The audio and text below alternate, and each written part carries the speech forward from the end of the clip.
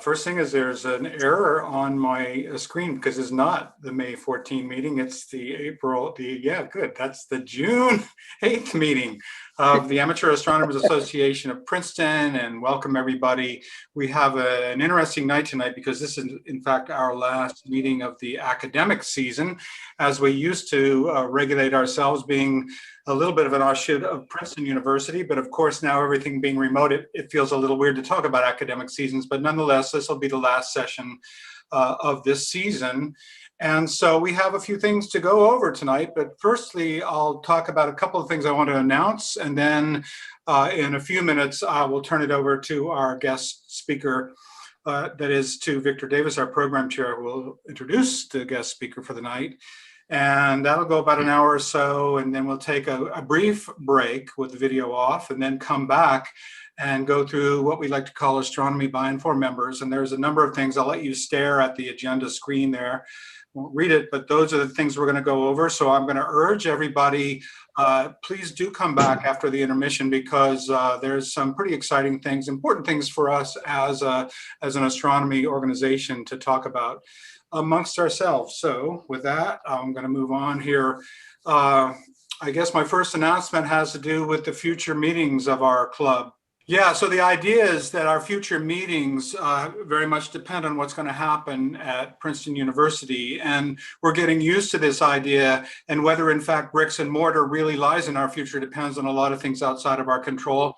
But we would anticipate, if at all possible, this fall, we're going to be back at the hallowed Peyton Hall on the Princeton campus. And we're thinking about very strongly right now, when the university gives us the thumbs up and astrophysics lets us back in the auditorium, that we will continue our virtual meetings, probably by Zoom as well. And there are some technical things to work through, but stay tuned for that later this summer. But this is really just a teaser to say we do anticipate things beginning to open up, and hopefully Princeton is going to be at the front end of that curve and let us back sometime in the fall. So the most exciting thing that has happened in the last week or two in my life has been that the state park has given us a free pass to reopen the observatory out at Washington Crossing Park. I love this. I stole it from the internet, but I couldn't resist. I'm a real jigsaw puzzle fan, so I'm going to have to try to go out and buy this one, but it's too much like our own situation. We've been in a jigsaw puzzle, being clamped down, trying to regulate the numbers of people who can come out there. And I'm happy to say tonight to all of our members, as well as public who may be attending this, our Friday night public nights at the observatory are going to open back up, and we'll talk about this more after the break, but key holders will have basically normal access to the observatory and its fine equipment starting now. Well, I just wanted to mention something kind of fun for me to think about this, but one of our members, Janet Pickover, had put an article in Sidereal Times, and Surabhi, our Sidereal Times editor, published this, so you can go to Sidereal and see a video of the rocket launch, one of the Black Brant missiles from NASA's Wallops facility in Virginia. But I couldn't resist following on that with this little thing. I'm just going to be quiet for a minute and let you listen and watch. 10-second countdown, Michael. Let's hear it. Here we are on Memorial Day 2021. Let's have a countdown. 7, 6, 5, 4, 3, 2, 1. Yeah. Wow! Hot diggity!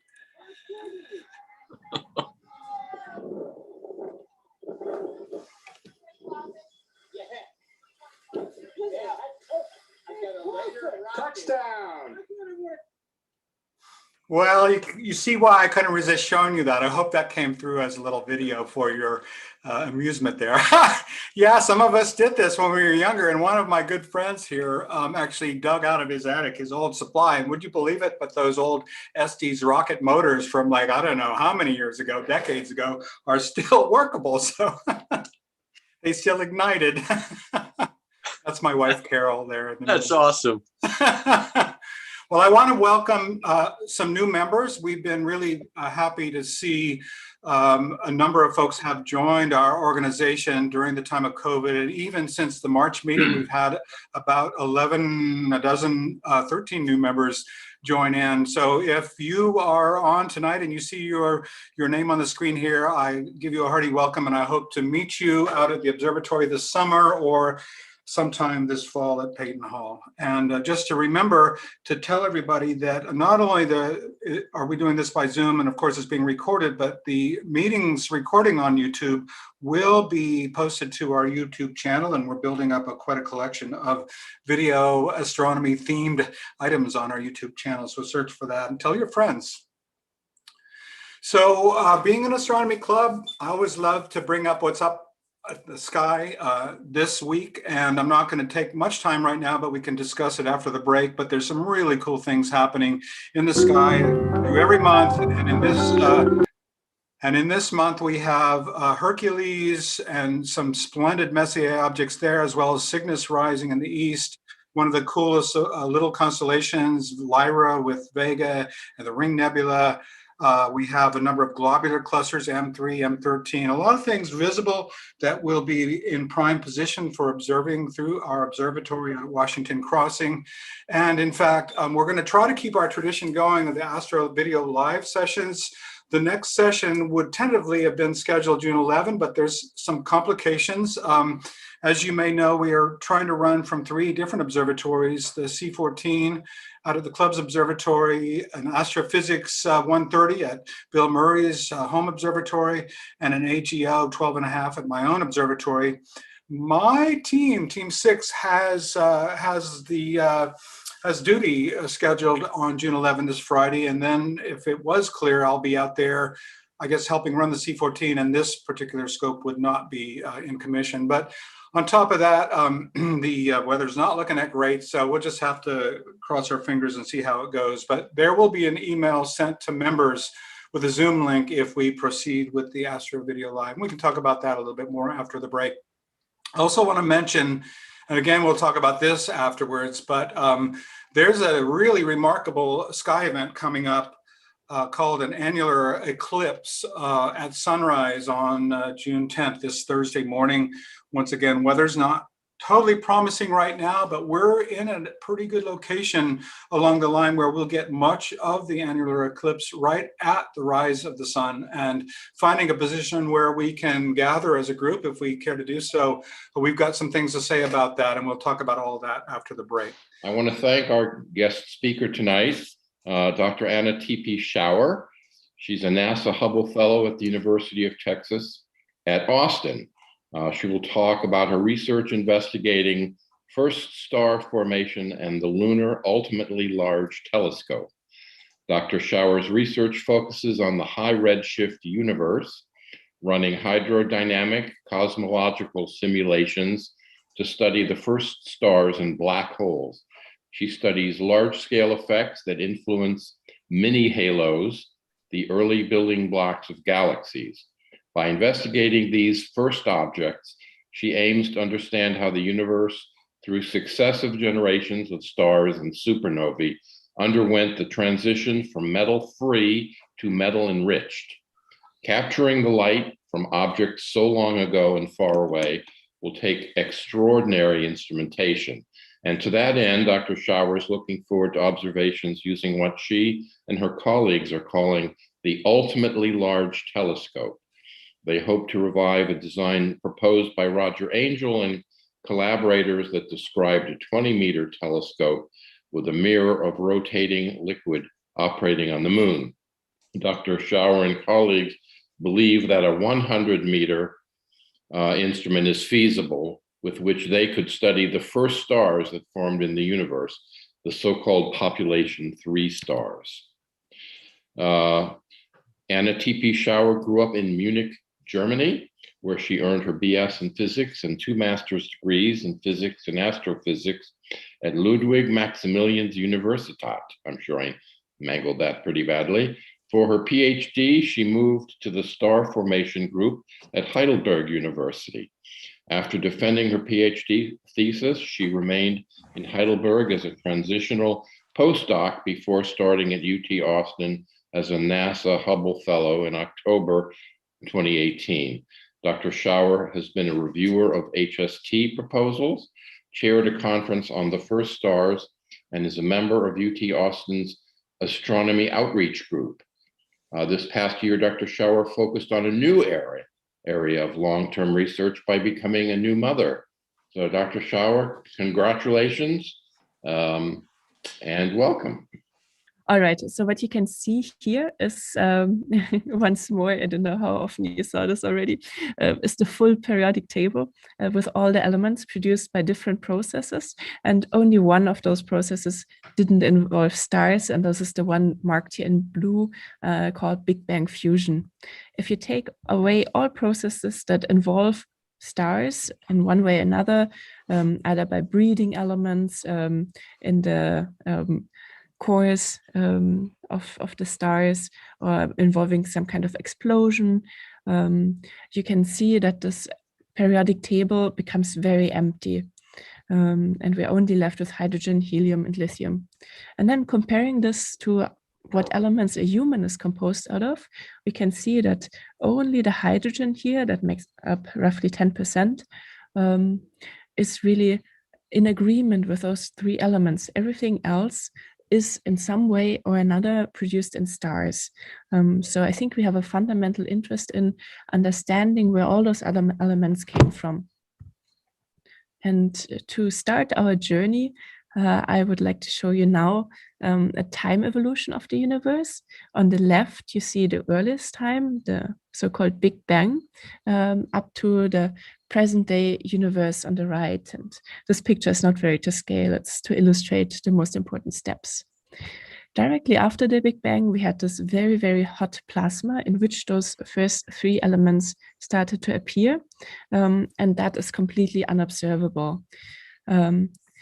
Observations start to come in with a so-called cosmic microwave background. As you probably heard, because you're in astronomy club many times before, the universe was very dense and very hot in the beginning, and as it started expanding, the density decreased, and it also started to cool off. So at some point in time, this very hot plasma was like cold enough that we could finally have gas that was not coupled to photons, not coupled to light particles. And suddenly, therefore, the light could travel. And this emergence is called the cosmic microwave background. And this has been nicely observed, first by a satellite called WMAP, and then in later years by the Planck satellite. And I'm showing you here a picture.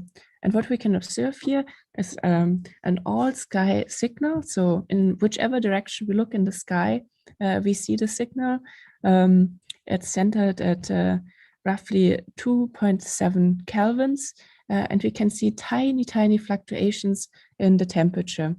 And this is, so to say, the earliest imprint of the universe that we are able to see. Moving forward, after this dark universe, after the CMB emerged, what we find is that the universe is dark. The plasma is gone, so we don't have a direct luminous source, and we're still too early to form stars. So we're really in this very early stage of the universe here after this very important step in time of the cosmic microwave background after roughly 400,000 years after the Big Bang. And we're in this unobservable age, out of which slowly the first stars are forming. Now, when we move a little bit further, we reach the area where the first galaxies are forming. And the difference is mainly that first galaxies, in my definition, consist out of more than one generation of stars, and usually consist out of elements that are higher order elements than hydrogen, helium, and lithium. And because astronomy has a lot of weird name conventions, we have a weird name convention for that too. And we call all those elements that are not hydrogen or helium, and we mostly ignore lithium, we call those metals. So a metal-free universe is slowly then transitioning into a metal-enriched universe, meaning that we have more elements than hydrogen and helium. And when you want to see the observations of the very early time that we were able to do as like the astronomical community, not me, unfortunately, I'm a theorist. In 2017, Pascal Oesch and his collaborators were able to observe a galaxy that is dating back to 400 million years after the Big Bang.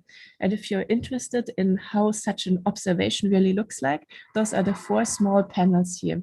And the red small lines indicate where the galaxy is sitting. So you can see that the galaxy is not present in 2 of those panels, but it's present in the other 2, the ones more to the right. And this blob here that you can see is the galaxy that we're observing. And this has pushed the limit of observations so far. This is the highest redshift or the earliest time galaxy that we're able to see so far.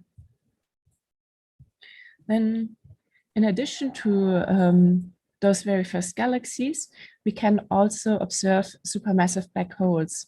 For those who are not quite as good, we can't go back to 400 million years past the Big Bang, but instead the record holder black hole has been observed 10 years ago now, and that's at roughly 800 million years past the Big Bang.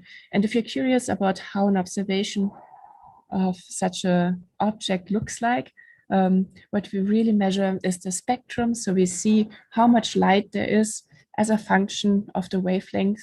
And then this object can be identified as a black hole, and it can be identified at which time this object emitted its light, because we know where some of the elements in which wavelengths they are emitting their light, and then we can trace it back and compare it to the present day universe. So this is the observation of the record holder black hole, the earliest one we've ever seen. And as a side note, those black holes are surprisingly massive.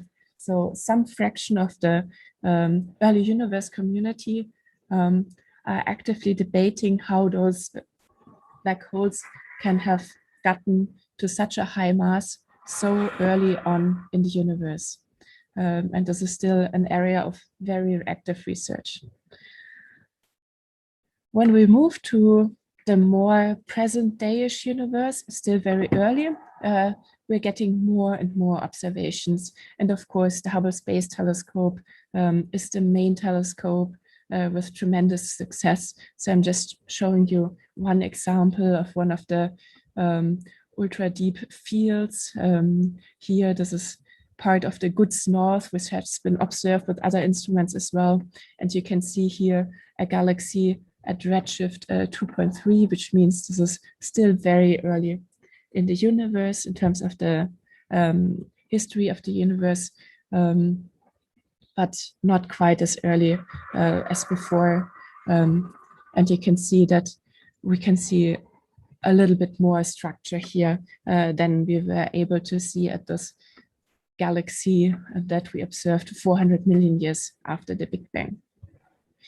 And for that, in this direction, we are also super excited as a community for the launch of the James Webb Space Telescope, because the James Webb Space Telescope will push this boundary to earlier times, and we will be able to see more of those galaxies that we can now see at early, but not the very early times. We will be able to see those at the 400,000 year mark. And then as we're continuing through the history and we're at present days, so in our surrounding, we can have some very nice observations. And I'm just showing you 2 examples of one spiral galaxy and one elliptical galaxy. So we know that the galaxies in our surrounding manifold.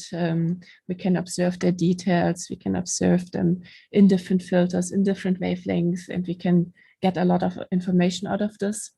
And then when we look in our direct vicinity, so in our own Milky Way, we can also observe small regions in which the first stars are forming. And one of those famous star formation regions is the Horseshoe Nebula that I'm showing you a picture of here. So this was a brief history of the universe. And my research really focuses on the first stars, and so to say, the transition from the dark ages, so from after the cosmic microwave background emerged, when the whole universe was neutral and dark because we didn't have stars yet, to when we form the first stars and when we first start to produce elements that are other than hydrogen and helium. And as I walked you through this history, I've already mentioned that those first stars are not observable at the moment. But we're still very interested in this because you need to produce those other elements at some point, especially carbon, in order to be able to form the next generation of stars, and also to start this elemental chain of having elements that are higher than just hydrogen and helium, and that are ultimately necessary for life on Earth. So there is not only observational astronomy, but we also have theorists and in recent years, computational astrophysicists. And we're doing our best to understand first principles and run simulations to understand this epoch of first star formation from a theoretical side. So I'm one of them. So what I'm doing is I'm running simulations that are targeting those dark ages, and my simulations are used to study the very first teeny tiny galaxies in which the first generation of stars can form. And yeah, let me tell you a little bit about my simulations. So what you see here is what I call a slice through my simulation box. So I have a small fraction of the universe that I have at a very, very early time, where the density is still fairly uniformly distributed. And you can see here, so to say, a slice through my simulation box at, I think, the latest time of my simulation. And the box size of my simulation is 1 megaparsec, which corresponds to roughly 3.2 million light years. So I'm simulating a small box of the universe with 3.2 million light years side length. And the laws of physics, mostly Newtonian's law of gravity, is implemented in there. And I also have other things that are important at those very, very early times. Namely, my simulations can treat the chemical reactions that take place between hydrogen, helium, deuterium, and molecular hydrogen. So the most important elements and isotopes and molecules that can form out of our only hydrogen-helium universe. And this simulation, after I initialize it, I let it evolve based on those laws of physics. They are implemented in my simulation. And the time span is roughly from 6 million years after the Big Bang to 300 million years after the Big Bang. So I'm capturing this epoch of the dark ages, and I'm investigating where my very first galaxies, my so-called mini halos, are forming.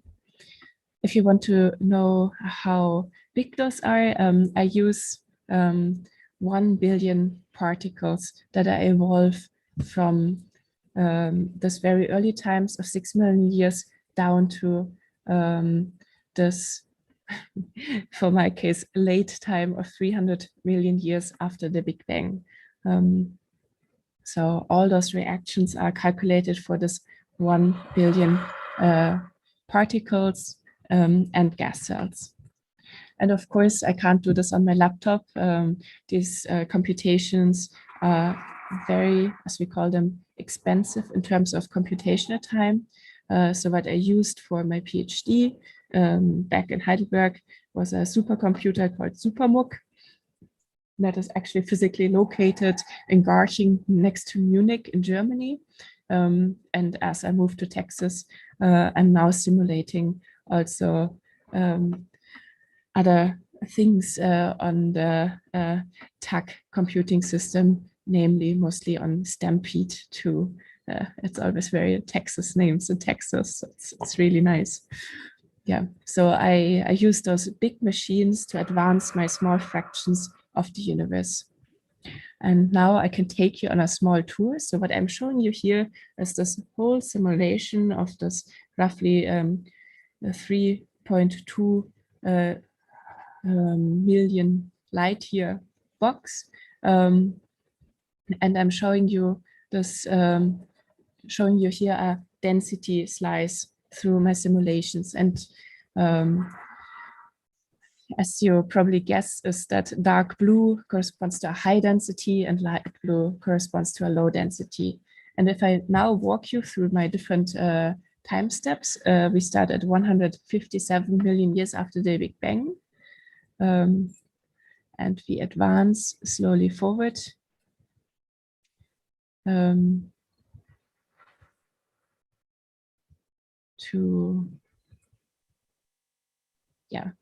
To my final time of 272 million years after the Big Bang. You can see that the contrast has increased. So now basically gravity has done its job and has pulled in more of the matter towards some filaments and towards some knots. And those intersections of the filaments is where my very first galaxies will be forming. The regions in between those filaments are called voids. Not much is happening there. This is an underdense region. And the regions with a higher density that you can see here in dark blue is where my galaxies are forming. So I have this nice simulation, and as I'm using like over 1 billion particles and gas cells, I can like do much higher resolution images than this here that shows my entire simulation. So I'm now taking you on a journey on zooming into this a little bit. And here you can see now at a much smaller scale how one of those very, very first galaxies looks like. And I switched here just the color palette. This is still the density that I'm showing you here. And now let me walk you through the physical properties of this very first galaxy region. So when you look at the large scale, but also the small scale, you can see that we have those strings here, which have a higher density than the surrounding. And this is because fundamentally our matter is collapsing first in one direction, then in the next direction, and finally in the third direction. And you can still see those strings, those filaments at those very early times in the universe. And then when those filaments are intersecting, we find even higher densities. And this is where those very tiny galaxies are sitting. And at those very early times, they are also still quite irregular. When you now look where the stars are forming, those will be forming at the very center of those mini galaxies. Now, my simulation includes not only the density, but I can also derive the temperature. And what you can see here is a temperature plot where dark red is the lowest temperature and white is the highest temperature. And you can see that we can basically track the density structure that we see here in the temperature structure. So at the regions that are not very dense, for example, this white region here, we find dark red, which means that the universe here is relatively cold. As we remember, the universe is expanding, so it is cooling off, except for parts where the gas is colliding with each other, and the more gas is colliding with each other, the hotter it gets. So we have here where we have our galaxy, we have a lot of gas falling into each other, and therefore it's quite hot. And this is where I have my high temperature region. However, when you look at the very center of those, where the density is the very highest, I don't have the highest temperature, but instead the temperature is a little bit lower again.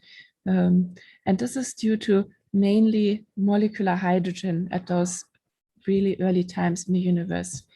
When you try to compress a gas cloud, you at some point stop because you try to compress it, but because you compress it, the gas cloud heats up, and therefore the pressure is too high and counteracts the gravitational force, and you're set at an equilibrium. You need to find a way to get rid of the heat, and you can radiate this heat away. However, you need something that can do this radiation process. And with just the hydrogen and helium, we don't have many possibilities. Hydrogen and helium alone are not very good. They stop radiating the heat away at roughly 10,000 Kelvin.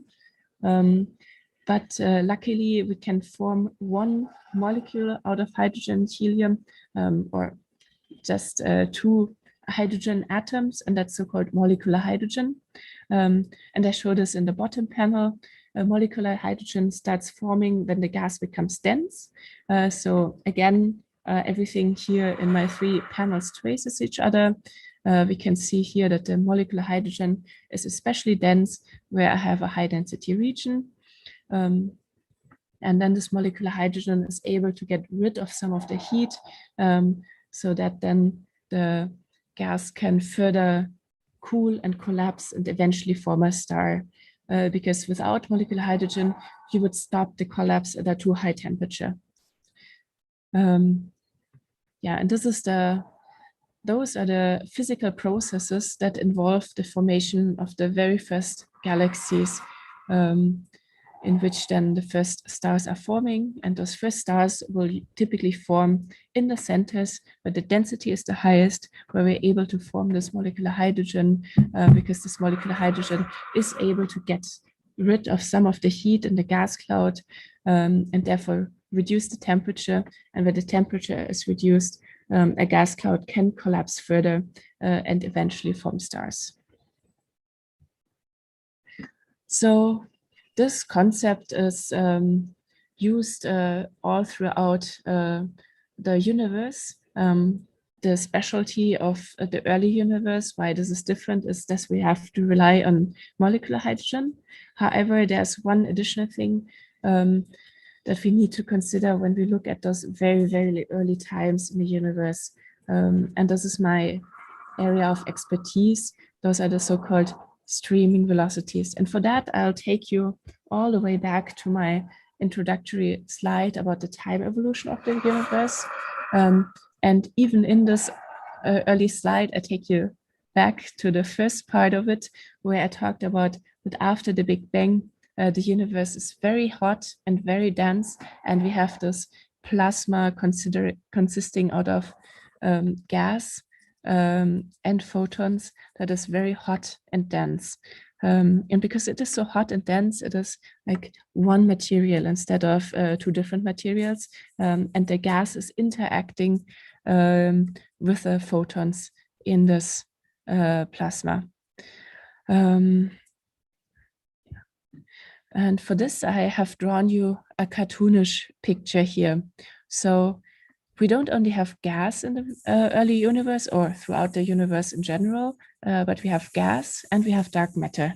While the gas is coupled to the photons, to the light, in this very, very early stages before we have the CMB, before we have the 300,000 years after the Big Bang, the imprint of the universe.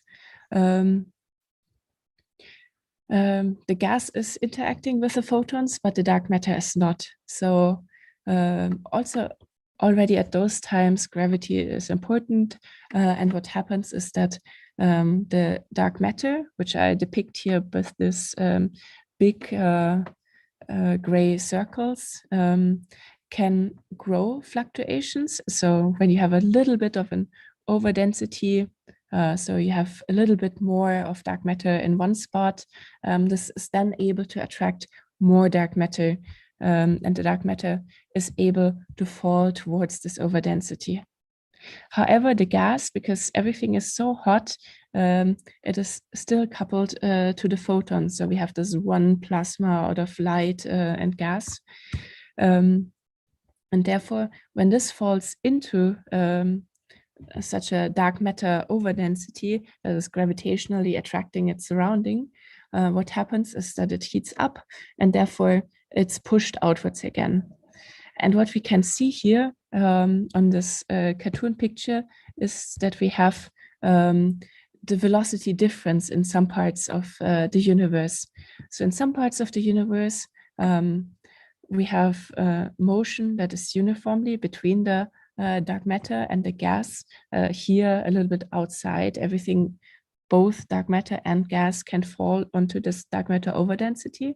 But then when you look more to the center of it, because when the gas gets too hot, it's pushed outwards again. So we see an outwards motion of the gas particle, while we have an inside motion of the dark matter particle. And therefore, in some regions of the universe, there is a difference in the velocity between gas and dark matter.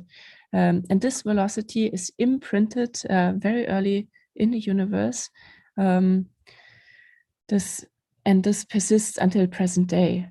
When we look around in our nowadays universe, it's not very important because as everything, the universe is expanding, and therefore also the velocities, the velocity difference here is decaying. So nowadays, this velocity is very small, even in those extreme regions where dark matter is falling in and gas is being pushed outwards, and the velocity is really acting in opposite directions. But very early on in the epoch where the first stars are forming, this still has an effect and influences, for example, how massive a halo needs to be, a first galaxy needs to be in order to form stars. And I don't want to give you too much theory, but instead show you pictures from my actual simulations again. So here you can see the density structure again of one of my simulations. At 300 million years after the Big Bang.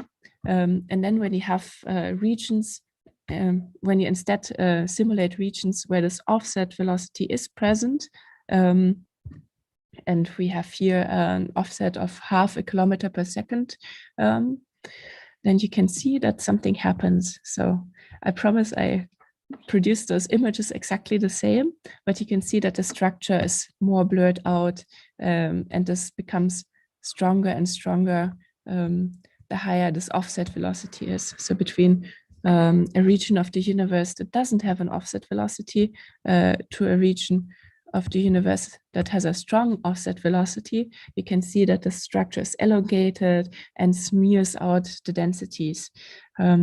So in those regions of the universe where the offset velocity between gas and dark matter is large, you see less stars forming because it takes longer for the densities to become high that stars can form. And really to understand those effects, those complex effects very early in the universe, we need to run those simulations and we need to improve our theoretical models, that we understand the fundamental physical models for the time when we will be able to observe the first stars in the universe. So going back to the slide where I list you everything that is going on in a large scale in the universe, I said that we can't currently study those dark ages, the times of first star formation, because no telescope is suitable to do so. Those first stars are way too faint. So last year, my colleagues and I returned turned it around and instead asked the questions, what kind of telescope would be necessary to observe those first or so-called population 3 stars. And for that, we defined 3 basic criteria for what we call ultimately large telescope. It's an ultimately large telescope because it will be the telescope that reaches the very first generation of stars. So this is where the name is coming from. So our 3 criteria for such an ULT would be that we would need to be able to observe enough objects. We wouldn't want to build an instrument and not be sure if we were ever able to observe one object because our field of view would be too small. So we needed to check, is it feasible? Do we have enough of those objects over a given area of sky for such a telescope? The next criterion is we need to be able to see it. So we need to design the telescope in a way that the telescope will catch the light. We need to be able to have a telescope that can observe those very, very dim objects. And therefore, we need to investigate how bright are those first star clusters going to be. And the third criterion is when we see something, can we be sure that this is really a first star or could it be something else? And there are objects that look similar to objects in the early universe, mostly brown dwarf stars, and we need to be sure that we will have a way to disentangle. Will there be, is this a first star or is this a brown dwarf or another object? And those 3 criteria then will lead to the telescope design.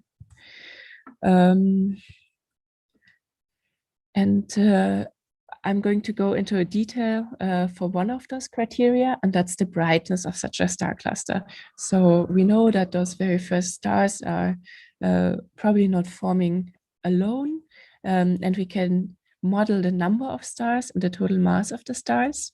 We can model how the mass of the stars is distributed, because it can make a difference if we have 100 stars with a mass of 1 solar mass or 1 star with a mass of 100 solar masses. And we can also model the properties of the surrounding mediums. The problem is we've never observed those first stars. This is the goal of this work, to suggest something that could observe it. But so far we don't know really how those first stars look like.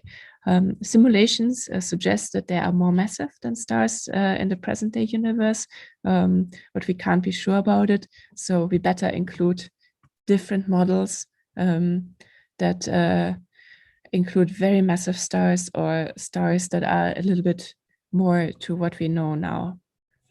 And therefore, what our fiducial model tells us is we at the moment assume that 1,000 solar masses are in stars in our galaxy, and then we test that this mass is distributed either with a lot of small stars or a few very big stars, and the total mass of the galaxy in stars is 1,000 solar masses. And when we do that, we run 3 different models with a few parameter changes.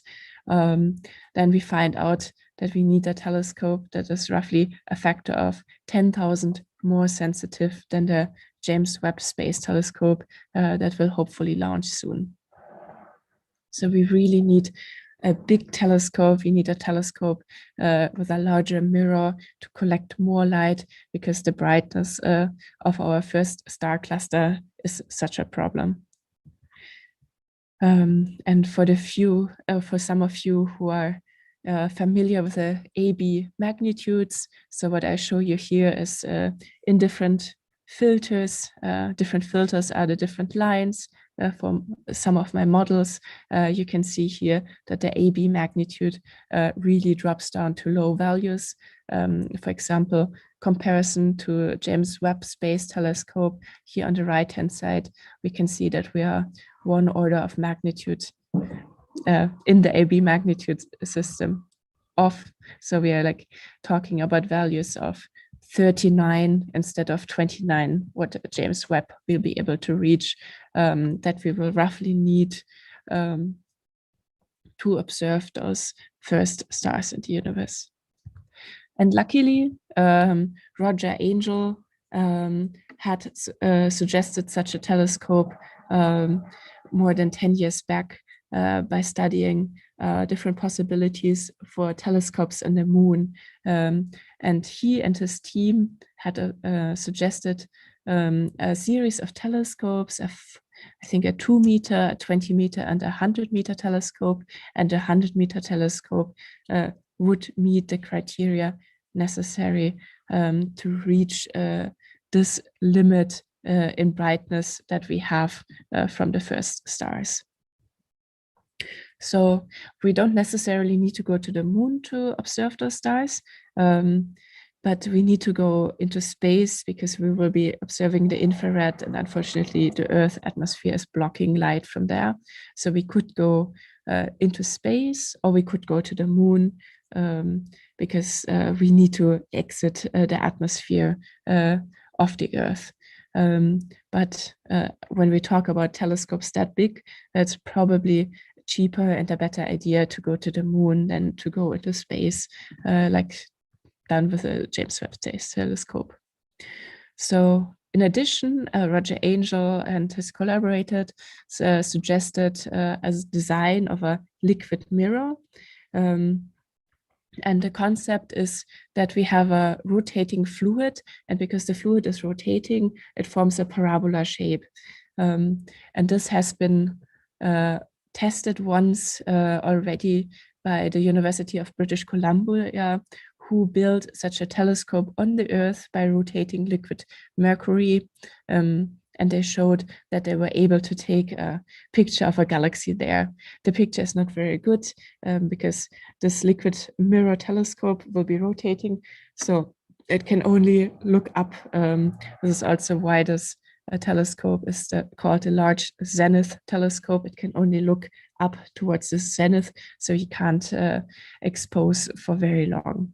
But it is a very nice proof of concept that was built in 2003 and then decommissioned in 2019, so 2 years ago. If we want to go to the moon and use such a concept, the main gain we would get is that we could save a lot of weight because building a 100-meter telescope on the moon out of glass would be extremely expensive because all would need it to be transported to the moon. Instead, if there's a constructing space, a construction part, and then a small amount of liquid that is rotated to achieve the right shape of the mirror, this would reduce the amount of weight drastically, and therefore it would reduce the cost to fly everything to the moon. However, a lot of technology will be needed to develop for that. So for the telescope that I showed you before, liquid mercury was used. However, because it's on the moon and because we need to observe such long wavelengths, means that we need to observe at a really low temperature, at a temperature of less than 100 Kelvin.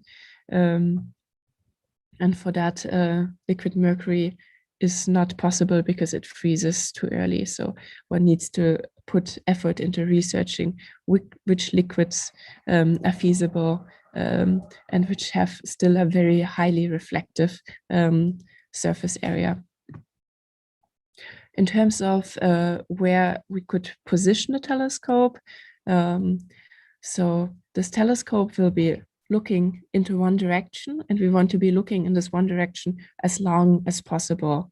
So we will need to go to one of the poles of the moon in order to observe always in the same direction, and to get a large integration time to get as many photons into this telescope as possible. And for that, we also can't be disturbed by the sun. So it would be good to build this telescope in a lunar crater. And then when the decision comes to, is it the South Pole or the North Pole, Angel et al. Argue that even though visually the South Pole seems much worse because of contaminations from the Large Magellanic Cloud, this actually doesn't change the usable features so much. You could still use over 99% of the area. And this is a small factor.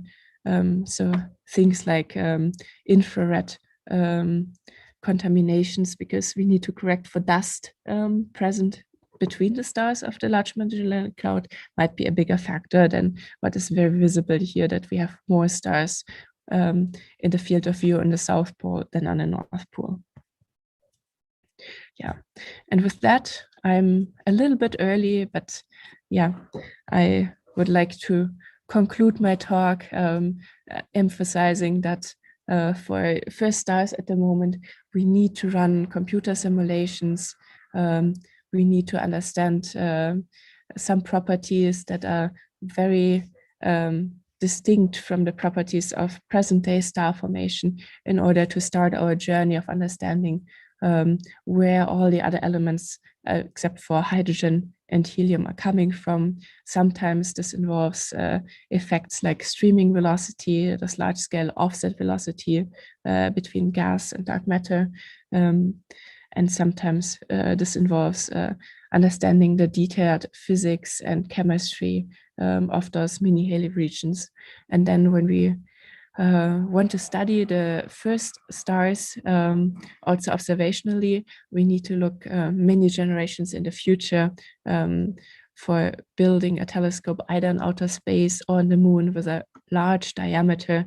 So we will be able to catch those small and not very bright first galaxies.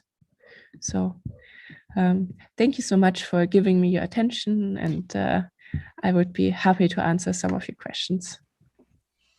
And I wanted to ask about dark matter. Of course, I realize we don't really know what it is, but how can you talk? Your simulations assume, I guess, that dark matter has always been around.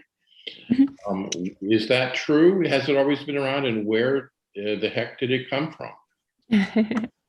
So my simulations do assume that dark matter exists, and dark matter has been around. So we still don't know what dark matter is, but we have very different times at which we need dark matter in order to explain our universe. And even though the times are so different, so it like one time where we can derive the existence of dark matter from is actually the CMB down to galaxies in our near surrounding. And because we always require the same properties of this dark matter, we're pretty sure that it has been around since the Big Bang, or at least since the cosmic microwave background existed. Okay. Hey, Doctor, this is Richard Sherman. Thank you for your presentation. It's kind of opportunistic for me because I just finished reading this book by Dr. Chapman called First Light. And so it covers at a higher level some of the stuff you're digging in great detail. And I got to say, it's just amazing the effort and energy you put into these complex simulations when, as a theorist, you may not have the ability to validate your theories as you're dependent upon considerable investment from the global community to put these telescopes up in order to say whether your theories, complex as they are correct or not. And so I applaud your courage, and that's really rather impressive, I think. I guess my question is relates to these early days and early first star formations and dwarf galaxies, and the question of whether black holes are formed in different ways than we know in the early days of the universe. Other than explaining this kind of missing era, this era of darkness for us, are there specific implications of once we do understand how these first stars performed or developed or formed in the galaxies, that we can better understand our universe today and tomorrow? What are the kind of the implications for today and tomorrow based on your research, and assuming that your research and your theory can be validated? What else can we learn about the evolution of our universe as we move forward? So thank you, first of all.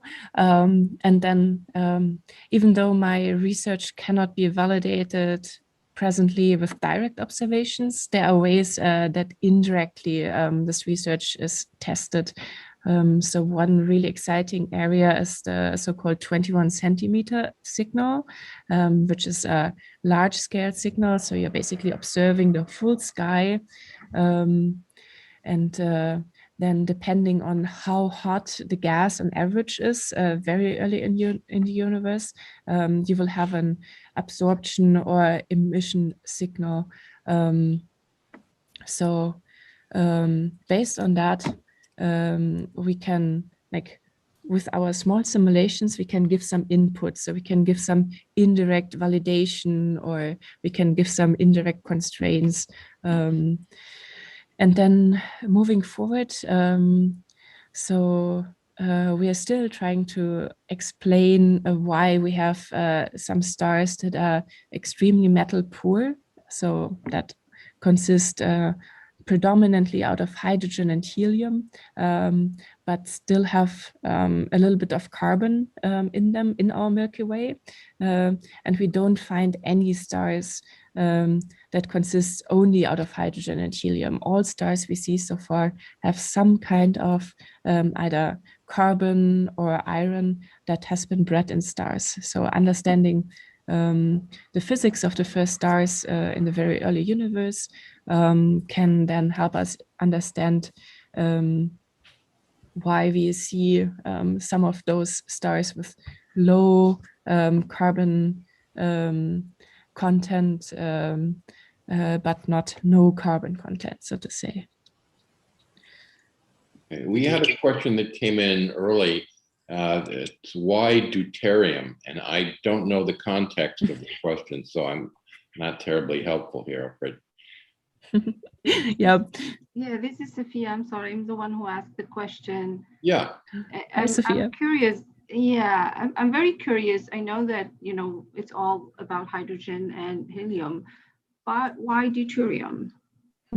So thank you for bringing that up. Deuterium is, so to say, a little bit of a heavier hydrogen. Deuterium, instead of only having a proton in the center, has a proton and a neutron. So I'm counting it as an isotope of hydrogen.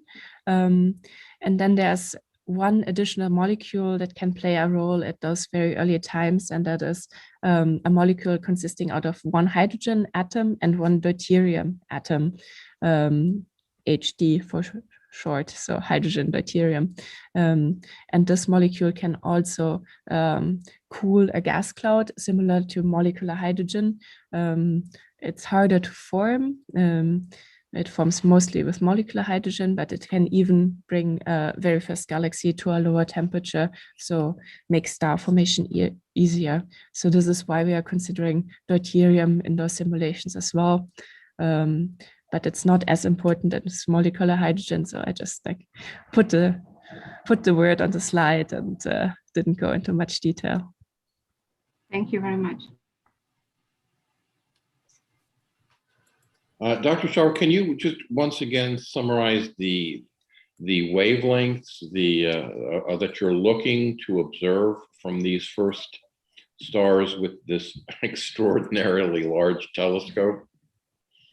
Yes, so we are looking for wavelengths that are very similar to what James Webb will be using, because the problem with James Webb, or not the problem, this is an amazing instrument, but the diameter is too small to observe really those small number of stars, but it actually will capture the same, or is able to capture the same time frame of the universe.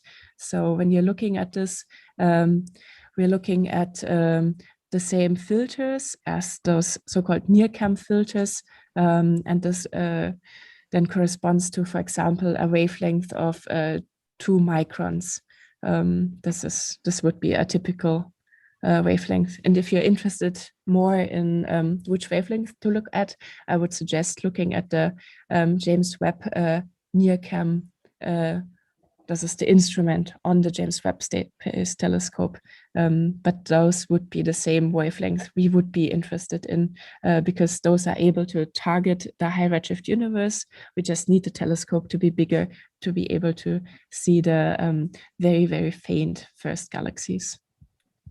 Well, along with the theme of faintness, I mean, the history of astronomy is replete with, technologies and techniques of detection, which enable, telescopes to see much further, much dimmer objects, because you can use stacking and very sensitive detectors and so on.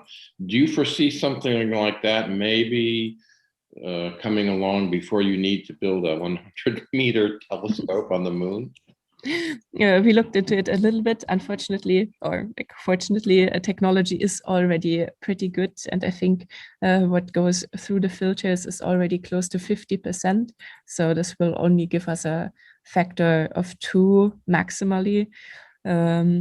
And then translating this into a diameter, it's because you're interested in the area instead of the diameter, it's unfortunately not that big of a factor. So yeah, I think technology improvements will be great, but not good enough to push it far enough. Okay. Do we have any other questions? Waiting. Oh, Rex. There's someone else maybe want to ask a question, but while you guys are thinking of your question, I'll ask one. So in the Princeton Club in decades past, because I've been hanging around this club for a little while now, we had a talk years and years ago by David Wilkinson himself, one of the shining stars of the early studies of the cosmic microwave background. And I remember not just his talk, but others have spoke of the temperature fluctuations in like the Kobe research map, and you showed such a diagram. I don't know if that was Kobe or one of the later ones, but the temperature fluctuations are really quite strikingly small in those early days. And on your cylinder chart there, in that range from 1 million out to 100 million years, as things are starting to form all these tendrils and structures taking place, how much do the temperature fluctuations change? I wasn't getting a very good sense of that when you did talk about density differences and velocity differences and temperature changes, but are we still in a very tiny range of Kelvin fluctuations, or are they starting to grow into something respectable at that point? I think they do grow into something respectable at that point. Yeah, I can just go back to my small temperature diagram and tell you a little bit about the numbers also. I think that will be helpful. So you see, hopefully, my slide again, where I show the temperature, density, and molecular hydrogen. Yes. Very good. So the dark red that my mouse is pointing to at the moment corresponds to temperatures of roughly, around 100 Kelvin, and the temperature fluctuations in the or the highest temperature, which is indicated by white, I think in this plot, is 4,000 Kelvin. Whoa. So now we do have a quite considerable temperature range. Oh, that is serious. So you kind of alluded to the possibility of chemistry. I mean, I don't think you're saying chemical reactions played much of a role at this stage. It was all physics, but I mean, that's pretty interesting when you start thinking about the atoms involved and what might else be happening. So pretty cool. Yeah, thank you. Of course. Dr. Schauer, I have a question. You spoke about dark matter being there at the time of CMB, right? Mhm. So did it evolve at the time of CMB or even before? Did it come at the time of Big Bang? So for my models, it does not actually matter if it existed way before, but I don't think there's a reason for it not to exist before the cosmic microwave background. No, it needed to exist before the cosmic microwave background because those fluctuations in the dark matter density would have needed to be imprinted already at those very early times. So this doesn't say when exactly it needed to start existing, but our current theory says that it existed from the point of the Big Bang on, or at least from when inflation ended. So we have dark matter all the way from now back to the very, very early times in the universe. Why do we Thank you. always I'm sorry. Can I ask a question? Please go ahead. Why do we always compose with something we don't even know what it is? How do we include something we don't understand what dark matter is, but we still compose and assume that it has, I mean, we know it has an effect, but we don't know much about it. So what we know about it is that it interacts gravitationally. This effect is important when you look at extremely different time scales and extremely different length scales of the universe. That the temperature fluctuations in the cosmic microwave background are so small can only be explained if we have dark matter. Similarly, the rotation curve in Andromeda galaxy can only be explained if we have dark matter. And this dark matter is exactly of the same type.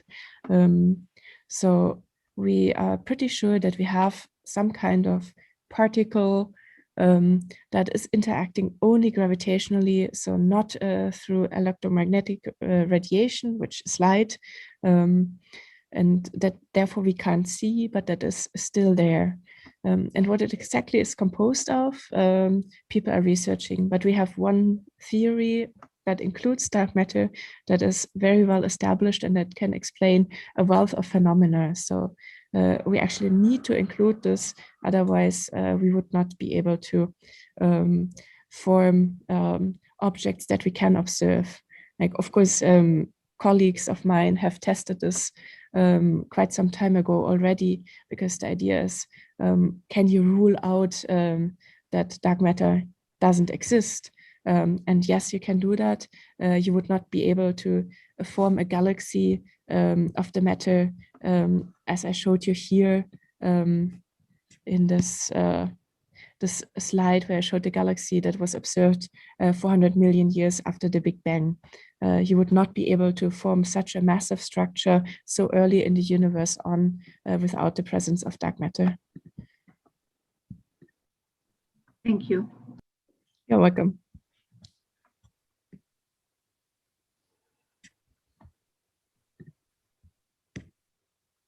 Can you tell us just in a nutshell a little bit more about the actual computer modeling, how you set that up and how long the program runs and those kind of details?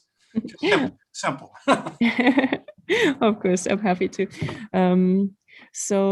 I have a program that incorporates the very, very small density fluctuation that are present even 6 million years after the Big Bang. And then I feed those what I call initial conditions into another program. The code I'm using is called AAAP, and other people developed it, but I've added some tiny tweaks to it. The simulation, like testing the whole setup, takes forever. And then when I run my simulations on a supercomputer, a lot of time I'm waiting until enough computer cores become available at the same time, and I'm in a queuing system. I would say the total time that the simulation takes to run without the testing, without accounting for me waiting for some things, some computer power to become available, is maybe like 1.5 weeks. So it's not terribly long. But it's 200 CPUs with 56 nodes run in parallel. So it's a pretty big amount of computers that I need at the same time. Wow. And the simulation is you're limiting to a cube in space. And I was just wondering, are you assuming that the right side of the cube, if something goes out that side, comes in the left side? So it's a three-dimensional toroidal topology. Is that what the model assumes? Yeah, this is what we're assuming, and we call this periodic boundary conditions. So what exits to the left comes into the right, and vice versa. Same top. Yeah. Anna, I have a quick question. By the way, Dankeschön. Bitte. The Deutsch? Ein bisschen. Paul Steinhardt at Princeton, some of his colleagues, and a lot of people all over a lot of other theorists like yourself across the country. I think Ostreicher's in part of this team is, I don't want to cause an argument here, but Steinhardt, as you probably know, has always been fighting the Big Bang Theory with the brain theory, the brain model, the cyclical model. And I once in a while, I run across articles in AppJ that are arguing more and more against the Big Bang Theory, which has, so much behind it. Do you find that currently that you're in debate with other theorists regarding competing ideas, or no? In other words, is the Big Bang still the king of the hill?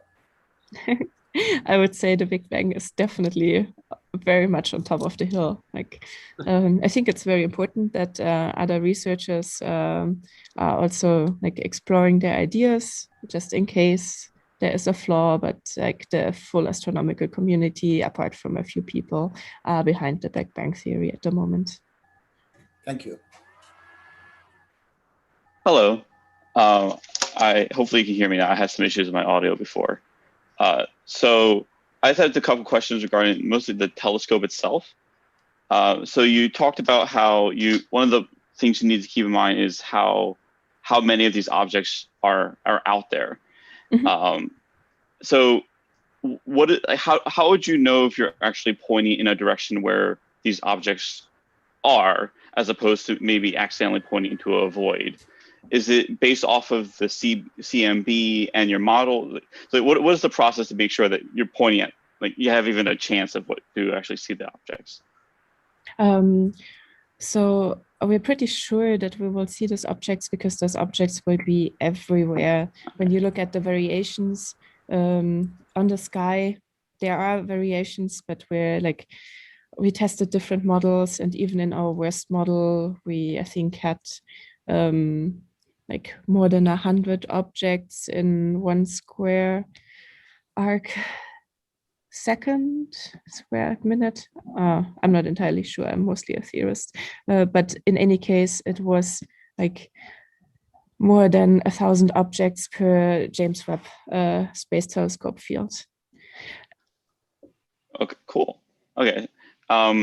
And sort of, I'm sorry, like here it's almost 3 a.m. So I'm very, very thrilled about all the questions, but I would love to go to bed after 1 or 2 more.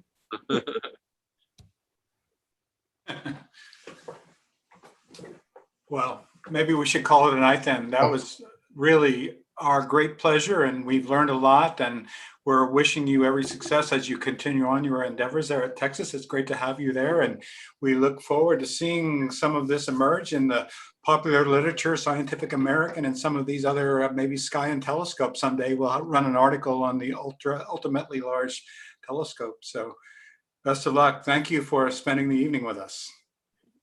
Thank you so much. And yeah, thank you so much for your interest and your interesting questions. It was a pleasure.